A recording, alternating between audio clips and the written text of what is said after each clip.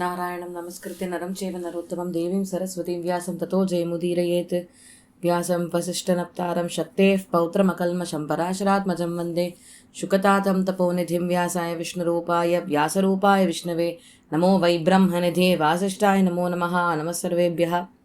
மேற்படி பாரதத்தில் இப்போ தொடர்ந்து ஒரு அடுத்து 3-4 அத்தியாயங்களில் துஷ்யந்தன் சகுந்தலாவனோட சரித்திரத்தை நாம் அனுபவிக்க இருக்கோம். இதில் சொல்லும் பொழுது ஜனமேஜயன் கேட்கிறார், ஹே பிராமணரே, இப்படியாக நீர் இந்தந்த தேவதைகள், கந்தர்வர்கள், தானவர்கள், ராட்சசர்கள், அப்சரஸ்கள் இவ அத்தனை பேருமே இந்த பூமியில் ஏதோ ஒரு அம்சமாக பிறந்திருக்கா அப்படின்னு சொன்னேள். இப்போ குருவம்சத்தினுடைய சரித்திரத்தை ஆதியிலிருந்து கேட்கணும்னு ஆசைப்படுறேன். அதனால் ஹே பிராமணரே, தயவு செஞ்சு இதை தேவரீர் தான் சொல்லணும் அப்படின்னு உடனே வைஷம்பாயனர் சொல்ல ஆரம்பிக்கிறார். ஹே பரத வம்சத்தில் உத்தமராய் திகழக்கூடியவரே, பௌரவ வம்சத்தில் பிறந்தவர் தான் துஷ்யந்த அப்படின்ற மகாராஜா. அவர் பெரிய பலசாலி, 4 கடல்கள் சூழ்ந்திருக்கக்கூடிய இந்த பூமியை நன்கு ரட்சிக்கக்கூடியவர். அந்த ராஜா எல்லா திக்கிலையும் போயிட்டு தன்னுடைய ராஜ்யத்தை பிரஸ்தாபிச்சு வச்சிருப்பார். அந்த பூமியில் இருக்கிற நாடுகளை மாத்திரம் தன் வசத்தை கொண்டு வரல, எத்தனையோ மாணிக்க வஜ்ர வைடூரியங்களை தாங்கக்கூடிய கடல் கூட ராஜாவினுடைய கட்டுப்பாட்டின் கீழே தான் வருது.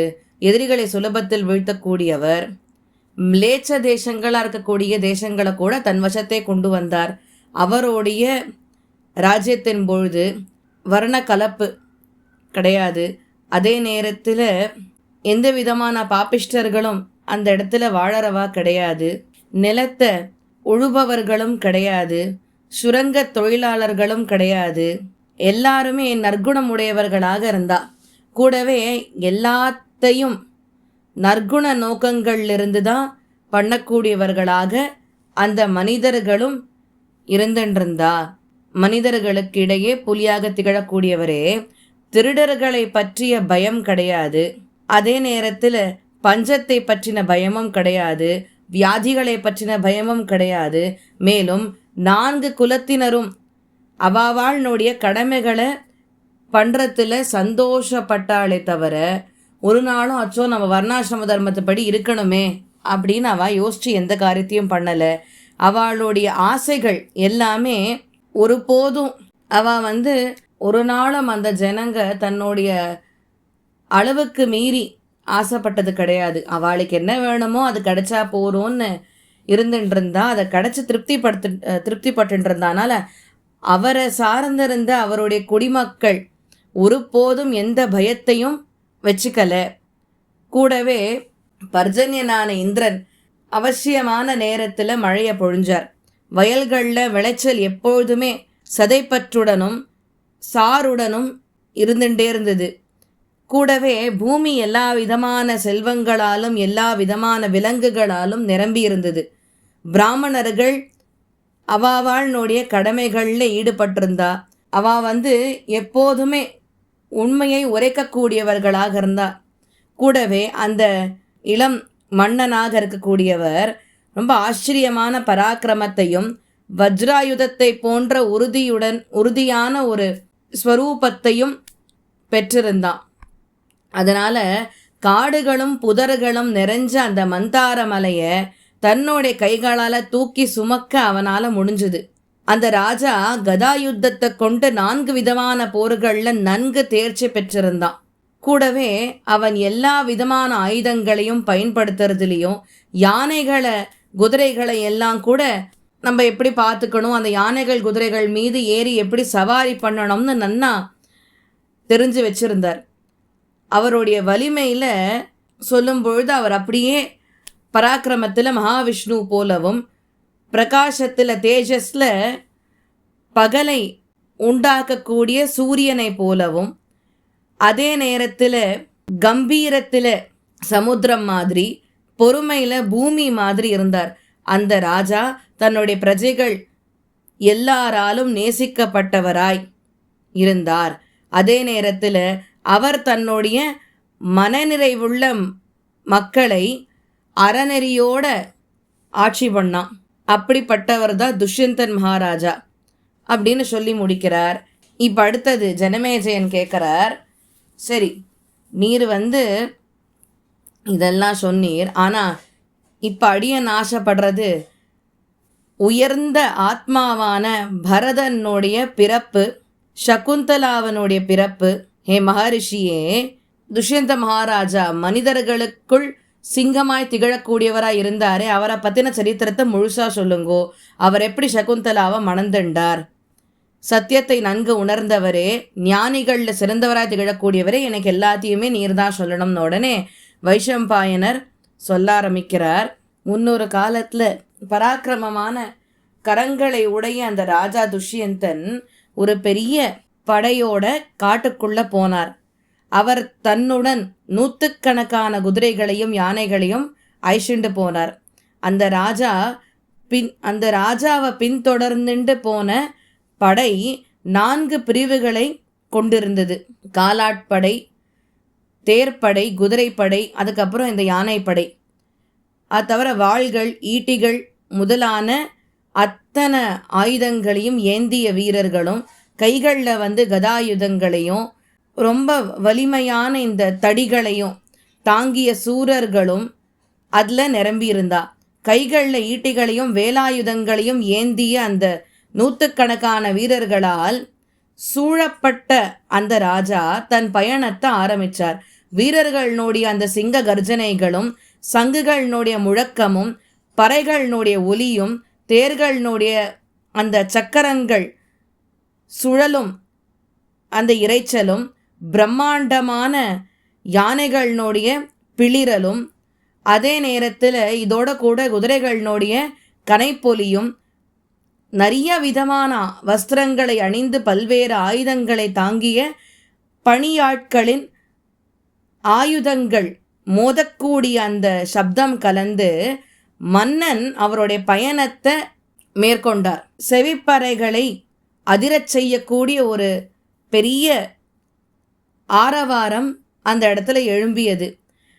அழகான மாளிகைகளினுடைய மேல் மாடங்களிலிருந்து அழகாக இருக்கக்கூடிய பெண்கள் தன்னுடைய புகழை தானே ஈட்டிக்கொண்ட அந்த வீர மன்னனை பார்க்கிறார். பகைவர்களை அழிப்பவனாகவும் எதிரிகளினுடைய யானைப்படைகளை தடுத்து நிறுத்தும் வலிமை படைத்தவனாகவும் திகழக்கூடிய அந்த ராஜா தேவேந்திரனாகிய சக்கரனை போல அவளுக்கு தோன்றினாராம். அவரே வஜ்ராயுதத்தை தாங்கிய தேவேந்திரனோ அப்படின்னு இவா யோசிக்கிற அளவுக்கு அந்த ராஜா இருந்தாராம். இவரே மனிதர்களுக்குள் ஒரு புலி மாதிரி இருக்கக்கூடியவர். போர்க்களம்னு வரும்பொழுது வீரத்தில் இவர் வசூக்களுக்கு இணையானவர். இவருடைய கரங்களில் அந்த சக்தியால், இவர் கைகளில் இருக்கக்கூடிய சக்தியினால் இவருக்கு எதிராக நிற்கும் பகைவர் யாருமே எஞ்சி இருக்கிறதே கிடையாது. எல்லாரையும் துவம்சம் பண்ணிடுவார் அந்த ராஜா. அதன் பின்பு இதை எல்லாத்தையும் அவ பார்த்துட்டு மேலேந்து இந்த ராஜாவுக்கு புஷ்ப விருஷ்டி பண்ணுறா அந்த பெண்கள்லாம். கூடவே பிராமணர்கள்லாம் அந்த ராஜாவோட வழிநடை முழுக்க வேத மந்திரங்கள்லாம் சொல்லி அந்த ராஜாவும் இந்த சந்தோஷமான மனசோட கூட காட்டுக்குள்ளே போனாரா மான வேட்டையாடுறதுக்கு. நிறைய பிராமணர்கள், சத்திரியர்கள், வைஷ்யர்கள், சூத்ரர்கள் எல்லாருமே ராஜாவை பின்தொடர்ந்துட்டே போனாலாம். எப்படி தேவதைகளுக்கெல்லாம் ராஜாவாக இருக்கக்கூடியவர் யானை மேலே போவானா இருக்குமோ அந்த மாதிரி இந்த ராஜா போனாராம். தேவேந்திரனாகவே காட்சி கொடுத்தாரா மக்களுக்கு. ஏன்னா துஷ்யந்தன் மகாராஜா நிஜமாவே தர்மிஷ்டர், இது பொய் ஒன்றும் இல்லை. துஷ்யந்தன் மகாராஜாவாட்டும் ஒரு ராஜாவை பார்க்கவே முடியாது. நாட்டு ஜனங்களுக்கு அப்படி ஒரு தர்மிஷ்டரா, நியாயவானா, நீதிவானா இருந்திருக்கார். அப்படிப்பட்ட துஷ்யந்த மகாராஜா இப்போ அந்த காட்டுக்குள்ளே போகிறார். இந்த பிரஜைகள் ஒரு சாரார் பின்தொடர்ந்துட்டு வந்தாளா. அவள் ஒரு கட்டத்துக்கு மேலே ராஜா சொன்னதுனால அவள் அந்த இடத்துலையே நின்றுட்டு, ராஜா அதுக்கப்புறம் மேற்படி முன்னாடி புறப்பட்டு போயிட்டார். வேகமாக அவருடைய தேர சக்கரம் ஸ்வர்க்கத்தையும் பூமியையுமே மொத்தமாக நிரப்பிண்டு போகிற அளவுக்கு அந்த தேர் சக்கரம் வேகமாக போச்சான் ராஜாவோடது. அதுக்கப்புறமா அவர் கொஞ்சம் முன்னாடி போன உடனே ஒரு வனத்துக்குள்ளே போகிறார். அந்த வனம் பார்க்கறதுக்கு எப்படி இருந்ததுனாக்க, நந்தனா அப்படின்னு தேவலோக நந்தவனம் இருக்குது. அந்த மாதிரி இருந்துதான் இந்த காடு. இதில் நிறைய அந்த வில்வ, அர்க்க, கதிர, கப்பித்த, தவ மரங்கள் நிறைய இருந்துதான். அந்த மண்ணு கூட மேடும் பள்ளமுமா இருந்துதான். நிறைய இடத்துல இருந்து இந்த கற்கள்லாம் மலையிலிருந்து கீழே விழுந்த வண்ணம் இருந்துதான். அந்த இடத்துல கொஞ்சம் கூட ஜலம் கிடையாது, மனிதர்கள் நடமாட்டம் கிடையாது. எத்தனையோ யோஜனைகள் தூரத்துக்கு விஸ்தாரமாக இருந்ததுதான் அந்த காடு முழுக்க. இந்த மான்கள், சிங்கங்கள் முதலிய இந்த காட்டு பிராணிகள் தான் அந்த இடத்துல வாசம் பண்ணிட்டு இருந்துதான். மனிதர்களுக்கு நடுவில் புலியாக திகழக்கூடியவரான ராஜா துஷ்யந்தர் அவருடைய இந்த சைன்யம், வீரர்கள் அத்தனை பேரோடையும் அந்த காட்டுக்குள்ளே போய் எண்ணிலடங்காத மிருகங்களை துவம்சம் பண்ணினார். துஷ்யந்தன் அதுக்கப்புறம் அத்தனை பேரையுமே கொன்னுட்டு எத்தனையோ புலிகள்லாம் அவருக்கு அருகாமையில் இருந்ததே ஒரு குறிப்பிட்ட தூரம்குள்ள, அதையும் கூட ராஜா துஷ்யந்தன் வேட்டையாடிட்டார். கொஞ்சம் போற தள்ளி இருந்த மிருகங்கள் அத்தனையுமே கூட இவர் வேட்டையாடினார். அதே நேரத்தில் ரொம்ப பக்கத்தில் இருந்த மிருகங்களை அவருடைய வாளை கொண்டே வீழ்த்தினார். ஈட்டி எரியறதுல அனைவரிலும் சிறந்தவராய் திகழக்கூடிய அந்த ராஜா தன்னுடைய ஈட்டிகளை எதிரிகள் மீது எரிந்து பல பேரை கொன்றார். அப்படி வேட்டையாடிண்டே கடைசியில் அந்த வனத்தினுடைய எல்லைக்கு போகிறார். அங்கேருந்து இன்னொரு வனம் ஆரம்பிக்கிறது. அந்த வனம் எப்படி இருந்தால் எத்தனையோ ரிக்கஜு சாம அதர்வண வாக்கியங்கள் ஒழிக்கக்கூடிய இடமாய், எத்தனையோ வாடா புஷ்பங்கள் இருக்கக்கூடிய இடமாகவும், எத்தனையோ மரங்கள் இருக்கக்கூடிய ஒரு தபோவனமாகவும் தான் அந்த வனமானது காட்சி கொடுத்தது. அந்த வனத்துக்குள்ளே துஷ்யந்தன் மகாராஜா தன்னோட கூட ஒரு ரித்விக்கு கூட இன்னொருத்தரையும் அழிச்சுட்டு அவர் போகிறார். உள்ளே போயிட்டு வனத்தெல்லாம் சுற்றி பார்க்குறார். அவருக்கு ஏதோ இந்த இடமே பிரம்மலோகம் மாதிரி இருக்கும் போல் இருக்கு. அந்த அளவுக்கு அந்த இடமானது அவருக்கு அவ்வளோ தெய்வீகமாக தென்பட்டு தான். அப்படி தேடிண்டே போச்சு. ஒரு மானை வேட்டையாடுறதுக்காக போய் தான் கடைசியில் இந்த வனத்தோட கடைசிக்கு வந்துட்டார். அப்போ இந்த வனத்துக்குள்ளே வரச்சே அவர் இங்கே பக்கத்தில் தான் கண்வர் மகரிஷியினுடைய ஆசிரமம் இருக்குதுன்னு அவருக்கு தெரியும். வந்ததுக்கு கண்வர் மகரிஷியை தரிசனம் பண்ணிட்டு போயிடலாமேன்றதுக்காக நேர கண்வர் மகரிஷியை கேட்டுண்டே அவர் அந்த இடத்துக்கு போகிறார். பக்கத்தில் ஒரு சின்ன ஒரு குடில் மாதிரி ஒன்று இருக்குது. அந்த இடத்துக்கிட்ட வந்த உடனே துஷ்யந்தன் மகாராஜா கண்வர் மகரிஷி எங்கே இருக்கீங்கோன்னு கேட்டுண்டே போகிறார். அப்போ இவருடைய குரலை கேட்டு உள்ளேருந்து ஒரு அழகான ஒரு பெண் ஓடி வரா வெளியில். பார்க்கறதுக்கு குற்றமற்ற அழகை உடையவளாக, மகா தேஜஸ்வியா, தபஸ்வியா, திவ்யமான ஒரு சரீரத்தை உடையவளாக தோற்றவித்தாளாம். அந்த பெண் முதல்ல ராஜாவை வரவேற்று அவரிடத்துல இந்த அர்க்கியம் சமர்ப்பிக்கிறது, அவருக்கு அதிதி உபச்சாரங்கள்லாம் பண்ணுறதுன்னு அத்தனையும் அவள் பண்ணுறா. அவள் பண்ணிவிட்டோம். அந்த ராஜாவை குசலம் விசாரிச்சாளாம். அது பின்பு ராஜா இடத்துல கேட்டாளாம், சுவாமின் எதற்காக வந்திருக்கீங்கோ அப்படின்னா, உடனே ராஜா சொல்கிறாராம், இல்லை நான் இந்த மாதிரி கண்வர் மகரிஷியை பார்க்குறதுக்காக வந்திருக்கேன் அப்படின்னு. அப்படியா, அப்பா கொஞ்சம் தூரம் தள்ளி இந்த பலகாரங்கள்லாம் எடுத்துகிட்டு வரத்துக்காக போயிருக்கா, க்ஷணம் வெயிட் பண்ணுங்கோ, அப்பா வந்த உடனே அவரை நீங்கள் பார்த்துட்டு போகலாம் அப்படின்னு. அப்படியா, ஏ பெண்ணே நீ யார், பார்க்குறதுக்கு பெரிய தபஸ்வியாட்ட இருக்கியே, எதத்துக்காக இந்த ஆசிரமத்துக்கு வந்திருக்க, இங்கே எத்தனை நாளாக இருக்கே அப்படின்னு கேட்கிறார். உடனே இவ சொல்கிறா, நான் இந்த மாதிரி கண்வரனுடைய பெண் அப்படின்னு சொல்கிறா. உடனே அவர் அம்மா, கண்வர் இந்திரியங்களெல்லாம் நன்காக ஜெயித்தவர், அதனால் அவருக்கு குழந்தை பிறந்திருக்குன்னு சொன்னால் நம்ப முடியலை. தர்மமே கூட வழி மாறினாலும் மாறும், இவாள்லாம் வழி மாறி போகமாட்டா. அதனால் சொல், ஹே பெண்ணே, உன்னை பார்த்தா கண்வர் பெண் மாதிரி எனக்கு தெரியல, நீ யாருன்னு சொல்லு. உன்னுடைய குற்றமற்ற இந்த அழகை பார்த்த உடனேவே நான் என் மனசை பறி கொடுத்துட்டேன். நீ துஷ்யந்தன் மகாராஜா சொல்கிறார். உடனே சுகந்தலை சொல்கிறா, நான் ஒரு சமயம் ஒரு ரிஷி வந்தார் ஆசிரமத்துக்கு. அப்போ அவர் எங்கள் அப்பாவான கண்வர் இடத்துல நான் யார் அப்படின்னு வினவினார். அப்போ கண்வர் சொன்ன அந்த விஷயத்த நான் உங்களுக்கு சொல்கிறேன் கேளுங்கோ. விஸ்வாமித்ரோட தபஸை கலைக்கிறதுக்காக இந்திரன் மேனக்கை அனுப்ப, அப்போ மேனக்கைக்கும் விஸ்வாமித்ரருக்கும் சங்கமமானது ஏற்பட்டு அவா மூலியமாக பிறந்த குழந்தை தான் நான்.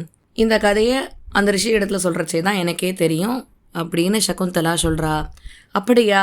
அப்போ நீ தேவலோக பெண் க்ஷத்ரிய வம்சத்தை சேர்ந்தவள், அப்போ நீயும் நானும் கல்யாணம் பண்ணிக்கலாமே, நீயும் நானும் காந்தர் விவாகம் பண்ணிக்கலாமே அப்படி துஷ்யந்தன் மகாராஜா சொல்கிறார். அப்போ சகுந்தலா சொன்னாலாம், இதெல்லாம் ஆகாது, வெயிட் பண்ணுங்கோ, எங்கள் அப்பா வருவார், வந்த அப்புறம் இதை பற்றி யோசிக்கலான்னு. இல்லை நான் சொல்கிறத கேளு, நிறையா விதமான திருமணங்கள் சொல்லப்பட்டிருக்கு, அதில் க்ஷத்ரியர்களுக்கு காந்தர் விவாகம் தான் உச்சிதம்னு சொல்லப்பட்டிருக்கு, அந்த விவாகத்தில் நம்ம பண்ணிக்கலாம் அப்படின்னு துஷ்யந்தன் திருப்பி சொல்கிறான். உடனே வேறு வழியில் சகுந்தலா என்ன சொல்கிறா, சரி நான் உங்களை கல்யாணம் பண்ணிக்கிறதுக்கு சம்மதிக்கிறேன், ஆனால் ஒரு நிபந்தனை, உம்மோடைய ராஜ்யத்தை அடுத்தபடி அலங்கரிக்க வேண்டியது என்னுடைய பிள்ளை, இதுக்கு சம்மதம்னா சொல்லுங்கோ, இந்த விவாகத்தை நான் பண்ணிக்கிறேன்னா. அப்புறம் 2 பேரும் சரின்னு ஒத்துன்ட்டு கல்யாணம் பண்ணிக்கிறான். நாட்கள் ஆறுது. அப்போது துஷ்யந்தன் சொல்லிட்டு போயிடுறார், இந்த மாதிரி முறையாக நான் உன்னை ராஜ்யத்தை கைஷண்ட போகிறேன் அப்படின்னு. சகுந்தலாவும் அதை நம்பிண்டு இங்கேயோ உட்காண்டிருக்கா. வருஷங்கள் கடந்து போகிறது, அவளுக்கு குழந்தை பிறக்கிறது, 6 வயசு ஆறுது. கண்வரானா இவளோட கல்யாணத்தை அவர் ஏற்றுன்ட்டார். அம்மா நீ பண்ணிட்ட விதம் சரிதான், க்ஷத்ரியர்களுக்கு காந்தர்வ விவாகம்தான் உச்சிதம் அப்படின்னு அவர் சொல்லி ஏற்றுக்கிறார். அவ்வளவுதான். நான் உன்னை ஏற்றுண்டேன், நான் துஷ்யந்தனை ஏற்றுண்டேன்லாம் அவர் சொல்லலை. இவ்வளவே தான் அவர் சொல்கிறார். இவளும் சரின்னா அந்த ஆசிரமத்தில் இருந்துருக்கா. குழந்தை பிறக்கிறது, குழந்தைக்கு 6 வயசு ஆறுது. சர்வதமனன் அந்த குழந்தைக்கு பேர் வருது. ஏன்னா அது அவ்வளோ பராக்கிரமசாலியாக இருக்குது. சின்ன வயசுலேயே புலியெல்லாம் தானே கட்டி போடுறது எல்லாம் பண்ணுறது. அதனால் இந்த குழந்தைக்கு சர்வதமனன்னு பெயர் வைக்கிறா. அப்படியே அந்த குழந்தை வளர்ந்துட்டு வருது, 6 வயசு ஆகிடுது. இப்போ கண்வர் சொல்கிறார், அம்மா இதுக்கு மேலே ஒரு பெண் தன்னுடைய பிறந்த ஹத்தில் இருக்கிறது வாஸ்தவத்தில் சரியில்லை, சாஸ்திரங்களும் ஒரு நாளும் அதை ஏற்றுக்காதுமா. ஒரு பெண்ணுக்கு கல்யாணம் ஆகிடுதுன்னா அவளுடைய புகுந்த வீடு தான் அவளுக்கு நிரந்தரம். அதனால் இதுக்கு மேலே நீங்கள் இருக்காத, இத்தனை நாள் இருந்ததே பெரிய விஷயம், இதுக்கு மேலே இங்கே இருக்காத, கிளம்பு, உன் பையனை அழிச்சுண்டு நீ துஷ்யந்தனுடைய அரண்மனைக்கு போயிட்டு வருவாயாக அப்படின்றார். கூட அவரோட சிஷ்யர் ஒருத்தர் அமுச்சு வைக்கிறார், நீ போப்பா, போயிட்டு இந்த மாதிரி சகுந்தலா அவருடைய பிள்ளை சர்வதமனனை அங்கே போய் விட்டுட்டு வா, ராஜா கிட்டக்க ஒரு வார்த்தை சொல்லிடு அப்படின்னு கண்வர் சொல்லி அனுப்புகிறார். இவா 2 பேர் அவரோட கூட புறப்பட்டு நேராக பிரதிஷ்டானபுரின்னு சொல்லக்கூடிய ஹஸ்தினாபுரத்துக்கு போகிறா. அங்கே போனாக்க துஷ்யந்தன் இடத்துல சொல்கிற இந்த மாதிரி சகுந்தலா சர்வதமனன் இந்த 2 பேரையுமே கண்வர் இந்த இடத்துல விட்டு வர சொல்லபடிக்கு ஆக்யா அப்படின்னு உடனே அவனும் சரின்ட்டார். இது என்ன விஷயம்னா, இவர் கிளம்பி வந்துட்டார், சகுந்தலாவும் அந்த குழந்தையும் அங்கே இருக்குது. துஷ்யந்தன் மகாராஜா பார்க்குறாரு, ஆமாம் யார் நீ, இந்த பிள்ளை யார் அப்படின்றார். வாஸ்தவத்தில் அவருக்கு எதுவும் மறக்கலை, ஆனால் மறந்தா மாதிரி ஒரு வேஷம். காளிதாசனுடைய அபிஜ்ஞான சாக்குந்தலத்தை நாடகத்தை பார்க்குறச்சே அதில் துஷ்யந்தனோட கேரக்டரை ஓரளவுக்கு நல்லவனாக அவர் போர்ட்ரே பண்ணியிருப்பார். ஆனால் ஒரிஜினலில் அப்படி இல்லை. துஷ்யந்தன் மறந்தா மாதிரி ஒரு பவுலா பண்ணுறான்.